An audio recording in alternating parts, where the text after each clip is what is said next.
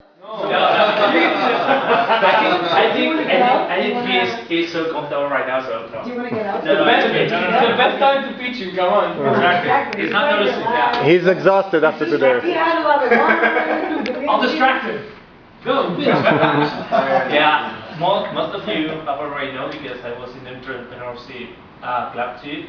One of my best friends, he has PhD, he has just finished it, and he has developed a new technology with quantum cryptography. We are able to, with no bandwidth miss, get a perfect codification. So we can get a link with, it's not possible to decodify, so it's unbreakable. Oof. You said the wrong word. Cryptography unbreakable? Yeah, that's why I put two comedians. Yeah, it's. You didn't hear that. I always say that word, but actually it's it. I mean, maths are math, and they say that it cannot be broken with today's computers. Oh. And the big issue is that we don't have any bandwidth loose. We are free. So we were thinking to get the it's in software basically, because right now quantum cryptography is by lasers. We have in software. That's why I'm pitching you. And this software could be implemented to get links through internet just for banks, for big TV channels that they want to transmit. Non-Israelis in our midst, Data. everybody. Yeah. Go back to acting normal. Very fun. I'm almost. Aspiring Israeli. And this is the idea or advantage that we really don't know how to implement this to a business, because we have this technology, it can be copied, so now we are trying to patent it, and we don't know how to get inside the company. We are thinking to get contact with Telefonica or Google, so we can securize their servers. You can do what to their servers? Yeah. Secure? Secure them, because now they cannot secure all the information. It's too much, so they only secure a few things with very tough codification systems. We are going to make it much easier and almost with no cost. That's our advantage. Okay, so let's see. So what do you see as the main value of this technology? I mean, what do you see the main need or use for it? It can be used for codifying things that today we would like to codify, like a video conference, but it's not possible codifying because it's Qualify? not codifying. Yeah, cryptography. It's not possible to do it because it's too heavy. If we put actual today's codification of 128 bits, it's too heavy. So you have to take lots of bandwidth to send the information. Right. With this technique, we don't get any bandwidth, the same bandwidth of the regular conversation. That's why it's very good for big amounts of data, for video conference, Skype, those things. Requires a client on both sides of the Yeah, communication? to both sides. And it's point to point. It cannot be 1 point to 2 points. It's not possible because of the technique. Very interesting for when you don't want nobody understand what you are saying. Like, again, for wireless communication, how to protect them. How is it done today? I mean, How is I done? mean, the fact that it is done today Yeah. without Real-time communication, I don't think it's secure. Right, it's not encrypted. I mean, is that a big pain in the market? Non-encrypted? The fact that it's not encrypted. Yeah. It's a a lot. big pain. A big pain. For some business, really big pain. Facebook, they are going to try to put everything encrypted to get safe environment, but they cannot. For all the cloud, okay, at the end you are sending all your document information but wireless, everyone can help you. Of course, if you have to encrypt today, nobody is going to do it because it's too expensive. But if you are offering completely secure channels with very few costs, it's good value. And you think that the channel is through the service providers? I think that. I'm not sure, but it's one way. Other way, it's just to make a military staff or just for a big company to very, very securize that. Although the military... Yeah, but the Okay. military is, it's huge amount. I don't know how to contact them. For me, it's much Yeah, easier. but don't they obviously have encrypted real-time communications in the Yeah, military? they have it. So, Much expensive. Much expensive. so Yeah. far less And expensive. this is software only.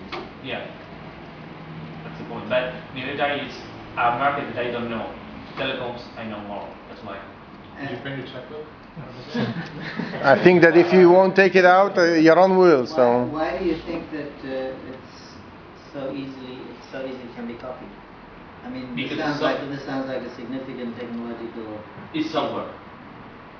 So There's some unique concept here that somebody, if they read your patents, they would be able to duplicate easily. no.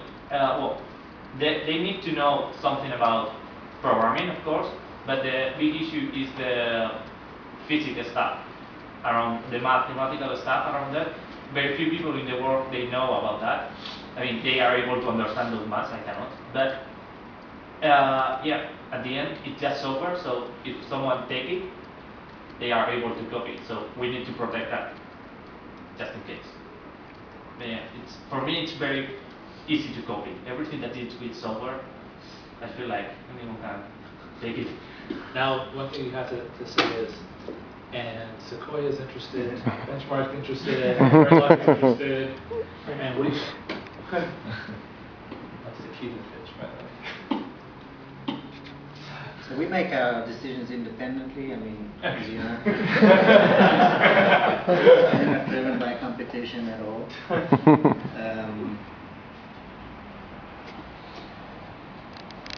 Interesting. yeah, Thank you. applause, people, applause. Yeah,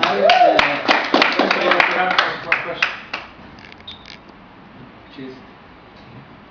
Now, I was going to say that, first of all, I agree with what Yaron said earlier. The way that you introduced yourself as not being an entrepreneur, you're now showing twice that you are an entrepreneur. Because not only did you start 2 years ago, try something, but also now you're thinking of it, so you're the perfect definition of an entrepreneur. And it's good that you've teamed up with someone else who complements you on the technological side. The first question I would have is, how did you come about the idea?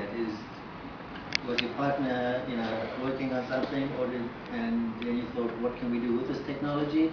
Or did you think of the problem and say, there's a need here, let's try and solve it? No, exactly the first thing. He was making his PhD in something, in quantum, but not in this stuff. But finally he discovered some maths that could solve this problem, the codification problem. So he said, okay, I'm going to try to make this in software. And he actually made it, and we have tried and make one codification inside. But after that, he said, okay, I know that's very good, but Right. I don't know what to do with it. So, in my due diligence, and I also urge you to do this when you're building the company. Yep. I would look a lot at that space, and I will say a few things about the space, which is not an easy one, because the area of encryption, of codecs, of bandwidth optimization, and so on and so forth is not a new one. I mean,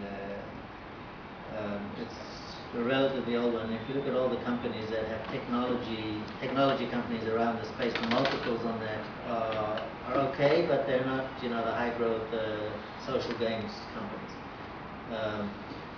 So it is a pretty crowded space, and the majority of the main reasons for the fact that they're not generating the high multiples is that it's a technology sale and you're selling to the operators, which is a very, very slow process.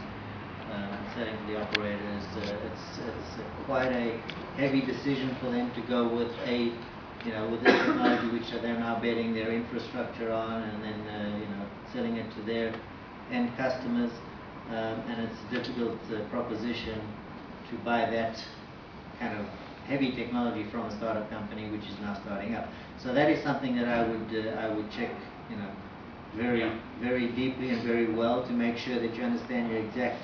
I would call it a niche, because you'll have to go with a very focused approach and say this is the very evident need and pain that we're solving, and let's see how we can make that very easy for you to implement and to see how it can start. And that is the direction that I would take when analyzing and evaluating. Okay, so So are you going to invest or not? No. First of all, yes, why not? Actually, I'm not looking just for money right now because we actually don't need it. We are just making the prototype. I'm looking for. Nice. No, Nice touch. Good entrepreneurs, there's a famous line. There's a famous line that's great entrepreneurs are never fundraising, and great investors don't give a shit. Meaning, if they see a deal that they want to invest in, they'll come get you. And that's actually their job, to go get themselves into the hot deals. It's actually a push model. When you come full, they say no like 99% of their day. They're really good at saying no. And the good ones say no quickly. These guys actually say no quickly. So if you haven't said no quickly, you're lucky. Yeah. No, we were thinking to speak with big company, probably Google or someone, to find where our product could fit for them. So maybe they have this need, so we develop all software for them. That was our idea. Okay, so that is something that I think this is a general comment as well. Understand the value chain.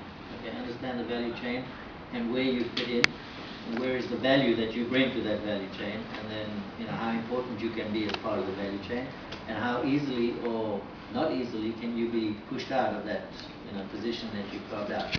So then you mentioned Google now in the same breath of Telefonica. Yeah. So for me, I would want to understand why Google and why Telefonica were two different animals completely, and how do you fit For in me, with they are not so different. They have servers and lots of them. So if we can put our technology in one of those companies, we will able to make our software the industry standard. So other developers like Disco, or if we put with Google, maybe Telefonica, later they will need this technology.